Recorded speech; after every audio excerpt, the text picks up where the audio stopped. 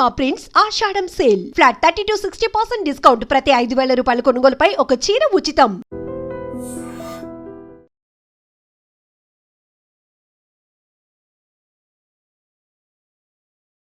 ఈ మధ్య కాలంలో అసలు విమానం ఎక్కాలంటేనే భయపడుతున్నారు. ఎందుకంటే ఈ రోజు కూడా మళ్ళొకసారి విమానం ప్రమాదానికి సంబంధించిన ఒక వీడియో వైరల్ అవుతోంది. అది బుధవారం నిన్న 8 గంటల ప్రాంతంలో అమెరికాలోని లాస్ వెగాస్లో ఉన్నటువంటి ఒక విమానం అది టేకాఫ్ అయిన కొద్ది నిమిషాల్లోనే పూర్తిగా ఇంజన్ల నుంచి మంటలు రావడం, పొగలు రావడం గమనించిండ్రు.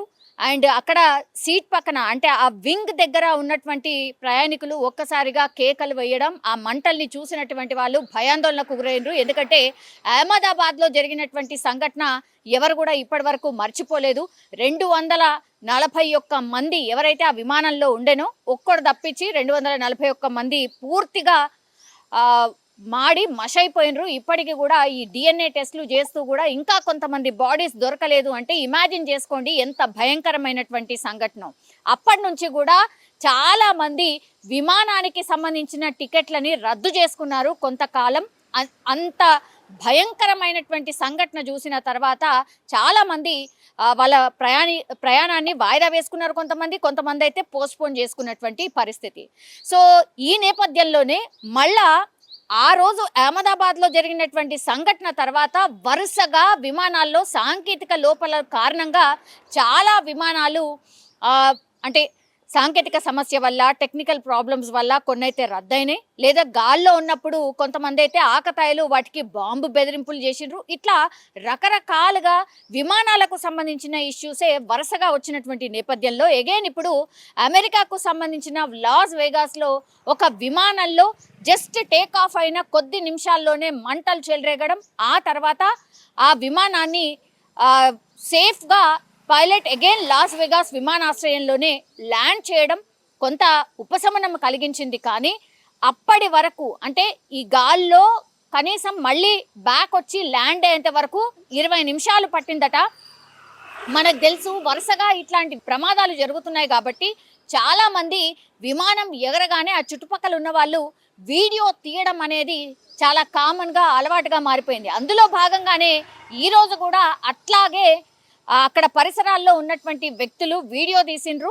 ఆ వీడియో తీయడం వల్లనే ఈ ఇన్సిడెంట్ ఇలా జరిగింది అని ప్రపంచానికి తెలిసినటువంటి పరిస్థితి. మనం చూడొచ్చు గాల్లో విమానం ఎగరగానే కొద్దిసేపటికే పూర్తిగా ఒక వింగ్ వైపు నుంచి మంటలు వస్తున్నాయి. ఆ తర్వాత పొగలు కూడా మనం స్పష్టంగా చూడొచ్చు. సో ఆ వింగ్ పక్కన ఉన్న ప్రయాణికులు గట్టిగా కేకలు వేయడంతో వెంటనే ఆ లోపల ఉన్నటువంటి సిబ్బంది ఆ పైలట్కి సమాచారం ఇవ్వడం, వెంటనే మళ్ళా బ్యాక్ వచ్చి లాస్ వెగాస్లోనే అగైన్ ఆ విమానాన్ని సక్సెస్ఫుల్గా ల్యాండ్ చేయడం. పూర్తిగా 153 ప్రయాణికులు అందులో ఉన్నారు. కాకుండా 6 సిబ్బంది నిజంగా ప్రాణాలతో బయటపడినట్టే లెక్క. సో ఇట్లాంటి వరుస ప్రమాదాలు జరిగినప్పుడల్లా ఇప్పుడు అసలు విమానాలు ఎక్కాలంటేనే భయపడిపోతున్నారు. ఒకవైపు అసలు ఎంతవరకు సేఫ్టీ ఉంది?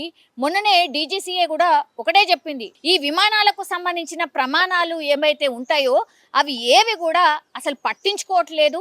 ఈ జస్ట్ మనీని క్యాష్ చేసుకోవడం తప్పించి ఈ ఎయిర్లైన్స్కి సంబంధించిన కంపెనీస్ అసలు ఏమైనా ప్రయాణికుల భద్రతకు సంబంధించి వాళ్ళకి ఏమైనా దృష్టి ఉందా అనేసి కూడా ఆ రిపోర్ట్లో స్పష్టంగా పేర్కొన్నటువంటి పరిస్థితి. ఈ నేపథ్యంలోనే ఇప్పుడు అసలు విమానాలు ఎక్కితే సేఫా కాదా, వరుసగా సాంకేతిక సమస్యలు ఎందుకు తలెత్తుతున్నాయి, ఎందుకని విమాన ప్రమాదాలు ఇంతగా పెరిగిపోవడానికి రీజన్ ఏంటి, ఇట్లాంటి వాటన్నిటి మీద నివేదిక తెప్పించుకున్నప్పుడు కూడా భయంకరమైనటువంటి నిజాలే తెలిసాయి. ఎందుకంటే ఏమాత్రం కూడా సేఫ్టీ మెజర్స్ అంటే అక్కడక్కడ ఏమన్నా లోపాలు ఉన్నా సరే అట్లనే నడిపించేస్తున్నారు ఎయిర్లైన్స్కి సంబంధించిన కంపెనీస్ అనేది DGCA రిపోర్ట్లో స్పష్టంగా చెప్పినటువంటి సిచ్యువేషన్ అయితే కనిపిస్తోంది. ఇప్పుడు దీని మీద సీరియస్గా దృష్టి పెట్టాల్సిన అవసరం ఉంది.